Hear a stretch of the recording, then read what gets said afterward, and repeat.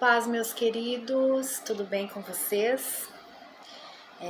Eu vou estar lendo aqui o capítulo 8 do livro Bom Dia Espírito Santo, com Ben-Hinn. É um livro com mais de 1 milhão de exemplares vendidos, né, em inglês, espanhol, e Brasil e por todo o mundo. É um livro que é um clássico, né? E para nós é uma relíquia esse livro. Esse meu livro aqui, ele tem alguns anos, acho que ele tem uns 20 anos. Deixa eu ver aqui a data que eu ganhei ele, sabe? Gente, ele nem tem data, mas ele deve ter uns 20 anos. Eu acho que ele é um dos primeiros exemplares. Agora, né, já tem outras versões.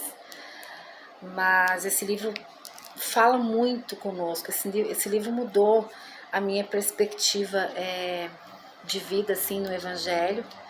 Mudou a minha história, da minha família, porque é um livro puramente bíblico, né? E a maneira que Deus mudou a história de Benny, né? E da mesma forma ele muda também as nossas vidas, né? Então a gente tá no nosso canal no Facebook, já tem alguns capítulos, né, desse livro. E também eu estou lendo também alguns livros da Bíblia, né? No canal já tem vários livros.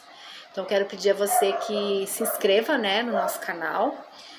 O link tá aqui na bio do Instagram, que é um canal novo, né? Então você não vai achar pelo nome. O nome do canal é O Casal Improvável, né? Onde eu e meu esposo a gente vai estar lançando ali vídeos, né?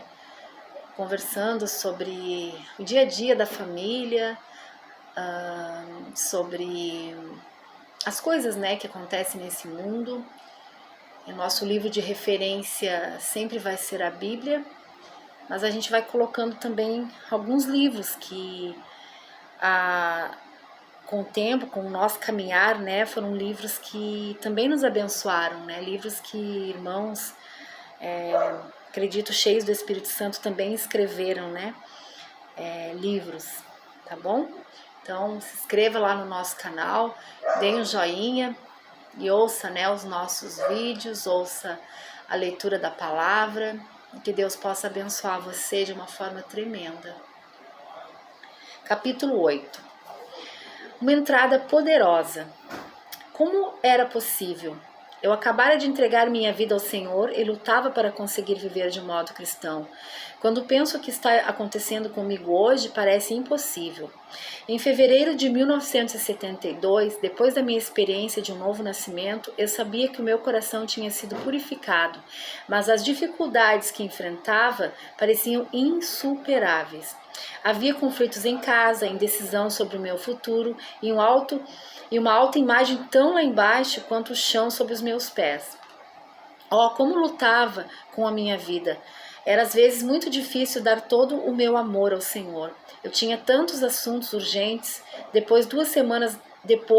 Duas semanas mais tarde, fui cheio do Espírito. Esperei o céu na terra a partir desse momento, mas isso não aconteceu. Meus problemas diários continuaram. Houve certamente ocasiões de grande alegria e exultação, e eu não teria trocado minha experiência espiritual por todo o petróleo da Arábia Saudita. Mas bem lá no fundo havia uma indagação inquietante que me perseguia mês após mês. Que será que é isso? Me perguntava. A pergunta não ia embora. Será que o Senhor não tem mais alguma coisa para mim?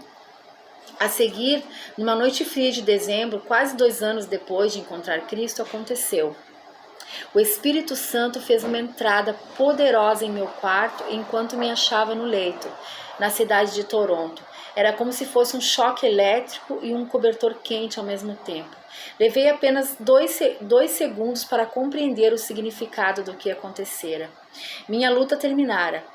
Eu tinha encontrado a simplicidade da vida cristã, um relacionamento pessoal com o Espírito Santo. Meu coração continua ainda hoje inquieto por uma razão muito diferente. Sinto-me angustiado porque milhares de cristãos jamais receberam sequer um dedal do que Deus tem em depósito para eles. Estão perdendo a melhor parte e jamais saberão quão maravilhoso pode ser andar com Cristo até que descubram a terceira pessoa da Trindade. Ele é que nos ajuda a lutar. No momento em que o Espírito Santo entrou na minha vida, eu não tive mais que lutar com meus esforços.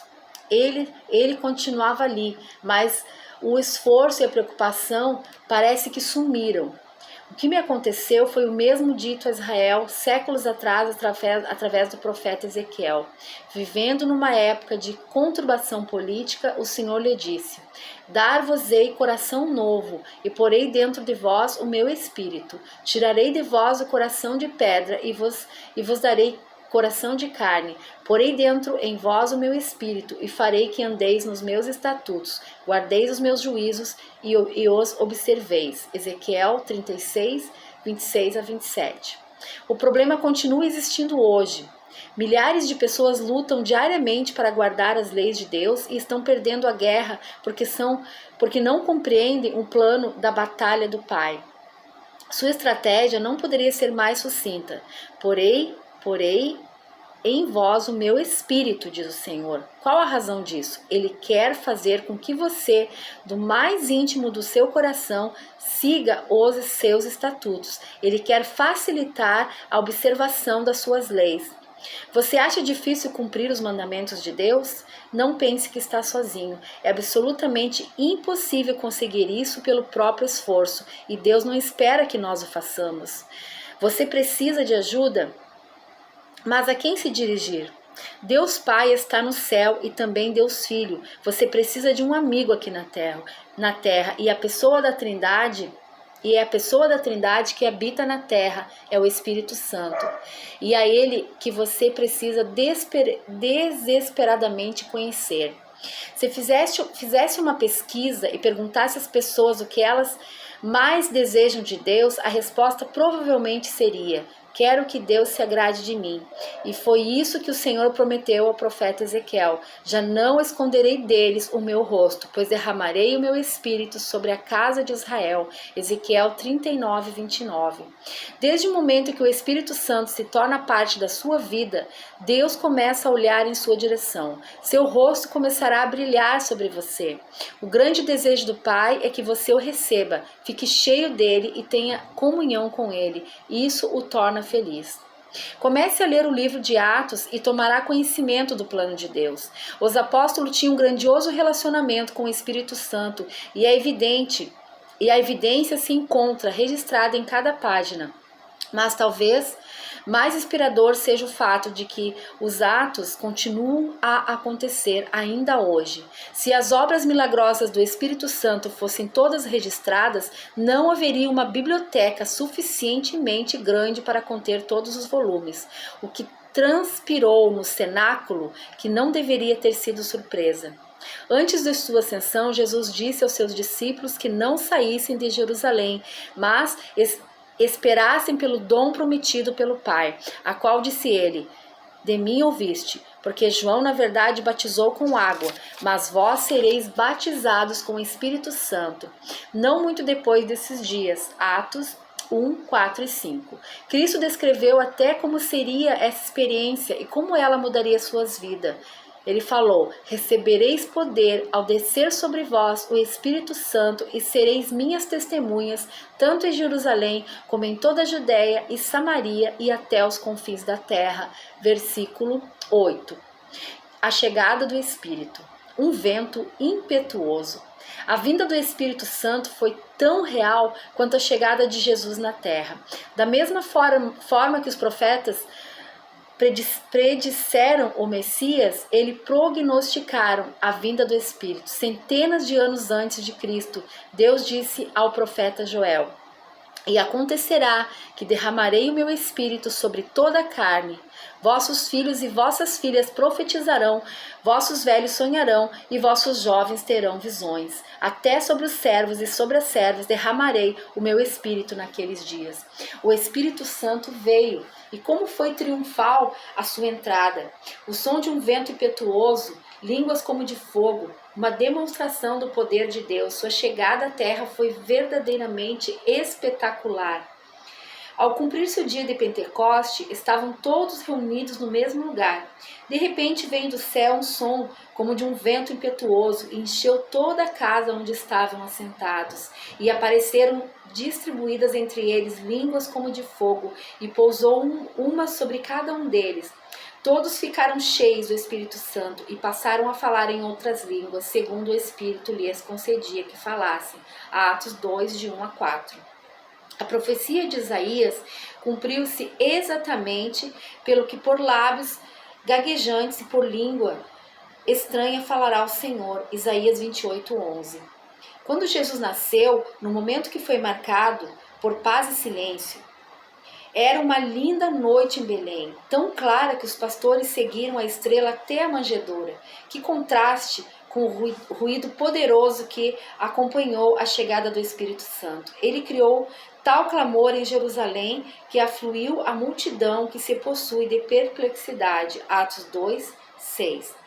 Eu costumava pensar que a frase "quando se fez ouvir aquela voz" significava que alguém percorreu as cidades dizendo: "Vem ver o que está acontecendo", mas não é isso. O ruído foi literalmente ouvido na cidade inteira. Ora, estavam habitando em Jerusalém judeus, homens piedosos de todas as nações debaixo do céu. Versículo 5. Pode imaginar o que eles devem ter pensado? A palavra diz que, ao ouvirem este som, eles correram para a cena do mesmo, atônitos, porquanto cada um os ouvia falar na sua própria língua. Versículo 6. Perplexo, eles perguntaram: não são porventura galileus todos esses aí que estão falando? E como os ouvimos falar cada um em nossa própria língua materna? Versículo 7 e 8. Quando os ouviram declarar as grandezas de Deus em suas próprias línguas, perguntaram uns aos outros: que quer dizer isso? Versículo 12. Por que 120? Sua vinda poderosa não foi programada para um templo feito de pedra. Em vez disso, o Espírito Santo desceu sobre 120 crentes que se tornaram o novo templo de Deus. Você lembra que ao terminar o seu templo, Salomão tinha 120 sacerdotes que tocavam as trombetas? 2 Crônicas, 5:12. A Escritura registra que então sucedeu que a casa do Senhor se encheu de uma nuvem, de maneira que os sacerdotes não podiam estar ali para ministrar, por causa da nuvem, porque a glória do Senhor encheu a casa de Deus. Versículo 13 e 14 de 2 Crônicas 5.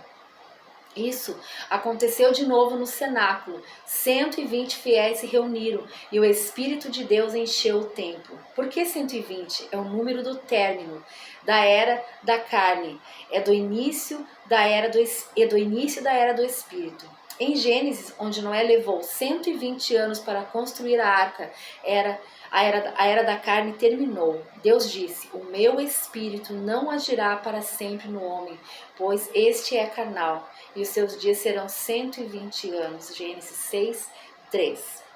Foi precisamente com este propósito que o Senhor reuniu 120 pessoas do Pentecoste, a fim de que Deus, o Espírito Santo, pudesse ser solto entre as nações. Isso marcou o início da era do Espírito.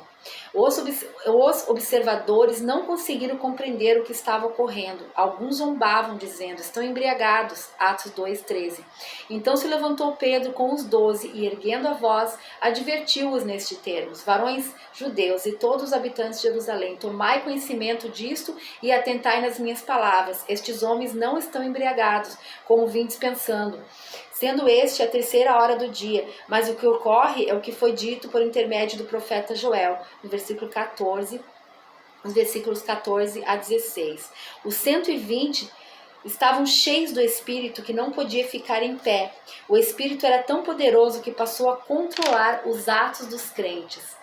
Ele operou mudando sua maneira de falar, suas emoções e seu comportamento. O que Jerusalém testemunhou não foi embriaguez, mas a incrível alegria que se manifesta quando o Espírito toma o controle. Eu já fui também acusado de certas coisas. Que transformação no time do Pedro. ela trouxe à luz o pregador que havia nele. Quando levantou a voz e discursou com intrepidez para a multidão. Quem você pensa que lhe deu as palavras? A mensagem cativante era do Espírito Santo. Porque o nosso evangelho não chegou até vós tão somente em palavras, mas sobretudo em poder no Espírito Santo. 1 Tessalonicenses 1:5. Lembre-se, a palavra diz que o Espírito trabalhava com eles. É ele quem faz a obra. Veja agora o que aconteceu repentinamente no livro de Atos. O Espírito Santo dá nome, o Espírito Santo dá enorme autoridade àqueles que o recebem. Pedro e João estavam subindo para o templo às 3 da tarde, quando era levado um homem coxo de nascença, o qual punham diariamente à porta do templo, chamado Formosa, para pedir esmola aos que entravam. Atos 3:2. Pedro, fitando-o juntamente com João, disse: olha para nós, versículo 4. É maravilhoso ver alguém completamente entregue ao Espírito Santo. Pedro estava cheio de uma firmeza e poder que nunca tivera antes. Ao olhar profundamente para a alma do próprio homem, através dos olhos dele, o mendigo sabia que Pedro e João não brincavam. Os apóstolos estavam investidos de uma coragem santa. Quando Pedro disse, olha para nós, o homem imediatamente olhou, os olhava atentamente, esperando receber alguma coisa, no versículo 5. A seguir Pedro disse, não possuo nem prata nem ouro, mas o que tenho, isso te dou, em nome de Jesus Cristo, o Nazareno, anda. Versículo 6. Ele tomou a mão direita do homem e o ajudou a levantar-se. Instantaneamente os pés e tornozelos do homem se firmaram. De um salto se pôs em pé, passou a andar e entrou com eles no templo, saltando e louvando a Deus. No versículo 7 e 8. Você pode imaginar a consternação no templo? O mendigo fez uma entrada triunfal. Eles reconheceram na mesma hora e encheram-se de admiração e assombro. Por isso que lhe acontecera. Versículo 10. Não foi uma experiência de ontem. O poder e a autoridade que os apóstolos receberam começaram a tocar as vidas em toda parte. O ministério deles foi seguido de sinais e prodígios entre o povo. Atos 5:12. E qual o resultado disso? Crescia mais e mais a multidão de crentes, tanto homens como mulheres agregados ao Senhor. Versículo 14. Os sinais que se seguiram à vinda do Espírito Santo levaram as pessoas diretamente a Cristo. Esse é um fato importante a ser lembrado. O que aconteceu no cenáculo não foi uma experiência única, nem uma nota de rodapé da história. Os crentes cheios do Espírito estabeleceram uma relação contínua com o Espírito Santo. Eles continuaram a ser cheios. Quando Pedro foi chamado diante do Sinédrio por causa da cura do mendigo, eles perguntaram, com que poder ou em nome de quem fizesse isso? Pedro estava cheio do Espírito Santo quando falou. Atos 4, versículos 7 e 8. O verbo não está no passado, mas no presente. Ele disse, cheio, descreve o apóstolo naquele exato momento. Repetidamente na Escritura, quando os seguidores de Cristo são descritos como cheios do Espírito, a referência é a uma nova plenitude e não a algo que aconteceu ontem ou no mês anterior. Pedro estava tão cheio do Espírito no templo que teve autoridade sobre os críticos. Cheios de coragem, ele disse, autoridades do povo e anciões, visto que hoje somos interrogados a propósito do benefício feito a um homem enfermo e do modo que foi curado. Tomai conhecimento vós todos, o povo de Israel, de que, em nome de Jesus Cristo, o Nazareno, a quem vós crucificaste, e a Deus quem Deus ressuscitou dentre os mortos, sim, em nome de Jesus, é que este foi curado perante vós. Atos 4, do 8 a 10. Você compreende que o Espírito Santo pode enchê-lo de tal forma que não precisará temer quem quer que seja? É possível estabelecer tal comunhão com ele, que nem mesmo a necessidade de dirigir-se ao presidente de um país iria causar apreensão. O Espírito levantará a sua cabeça, endireitará os seus ombros e colocará em você uma confiança inesperada. Quando viajei para Roma para encontrar-me com o Papa no Vaticano, pensei que ficaria nervoso, mas isso não aconteceu porque eu estava completamente absorvido em meu assunto e senti entre os líderes do Vaticano um desejo pelas coisas espirituais. Pedro, o Poderoso. Pedro estava enfrentando mais que os sacerdotes do templo. Ele, na verdade, confrontava o governo de Israel. De fato, na noite que aconteceu o seu discurso aos sacerdotes, ele e João foram postos na prisão. Mas ao falar, suas palavras foram cortantes. Ele lhes disse que o Senhor era a pedra rejeitada por vós, os construtores, a qual se tornou a pedra angular. Capítulo 4, versículo 11 de Atos. Essa foi uma citação direta do Salmo 118, 22. Seria esse o mesmo Pedro que semana antes, naquele mesmo lugar, diante das mesmas pessoas, se acovardara com as palavras de uma criada e negara seu mestre? Ali estava ele agora, cheio do Espírito, em completo destemor, desafiando os assassinos de Jesus. Ele não era mais o Pedro, o fraco, mas Pedro, o poderoso. Que mudança o Espírito Santo fizera! Tão grande foi essa comunhão com o Espírito Santo que Pedro desafiou diretamente Ananias e disse: Ananias, por que Satanás encheu o teu coração para que mentisses ao Espírito Santo? Atos 5:3. As palavras de Pedro e os atos de Deus foram tão poderosos que sobreveio grande temor a todos os ouvintes. Versículo 5. Sua proximidade. Posso contar-lhes por experiência própria que chega a um ponto onde a comunhão com o Espírito torna-se tão real, tão profunda e tão grande que as suas palavras e atos se conformam às palavras e atos dele. Quando você sabe, por exemplo, que ele foi entristecido, você fala corajosamente a favor dele, sabendo que ele está fluindo através de você nesse exato momento. Você estará tão próximo dele que sentirá que ele está respondendo ao que você disse. Acredito que está chegando o dia em que os homens e mulheres de Deus ficarão tão perto do Espírito que irão testemunhar muito mais das curas e milagres. Testemunharemos o Espírito quando ele afugentar aqueles que ousarem enfrentá-lo. Nunca se esqueça de Ananias, nunca se esqueça de Ananias. Ele caiu e expirou, Atos 5:5. E nunca se esqueça de Geazi. Ele mentiu para Eliseu a respeito dos presentes que Naamã levara. Naamã foi curado, mas o Espírito levou Eliseu a dizer: a lepra de Naamã se pegará a ti e a tua descendência para sempre. 2 Reis 5:27. E foi exatamente isso que aconteceu. Jesus fez uma poderosa declaração quando disse: assim como o Pai me enviou, eu também vos envio. E assim dito isto, soprou sobre eles e disse-lhes: recebei o Espírito Santo. Se de alguns perdoardes os pecados, serão-lhes perdoados. Se lhes revestirdes, são retidos. Este conceito deve ser exigido muita reflexão por parte dos apóstolos. Eu irei ler de novo. Assim como o Pai me enviou, eu também vos envio. E havendo dito isto, soprou sobre eles e disse-lhes: recebei o Espírito Santo. Se de alguns perdoardes os pecados, serão-lhes perdoados os seus pecados.